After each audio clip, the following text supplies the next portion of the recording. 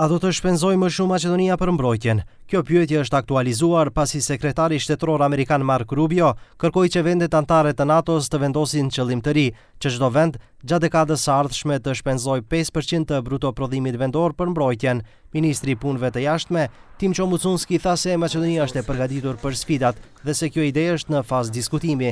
Megjithatë, deri në samitin e NATO-s në fund të qershorit, vendet anëtare do të gjejnë kompromis. Нема никаква дилема и ние како држава сме покажале со достигнувањето на минималниот праг од 2% дека сме подготвени за нови предизвици и мо очекување дека ќе постигнеме консензус со сите иницијативи кои што ги предводи Соединетите американски држави, земји како Франција, Германија, господин Руте како генерален секретар, ние како одговорна членка на алијансата да ќе ги поддржиме. Paraprakisht, kryeministri Christian Mickoski u lëvdua se Maqedonia ka kohë që ka arritur qëllimin aktual prej 2% të bruto prodhimit vendor për shpenzime për mbrojtje, për dallim nga vendet e tjera të NATO-s, por ai shpjegoi se nuk ekziston kusht për të pranuar 5%, por se qëllimi është që 2% të jenë minimumi e jo maksimumi.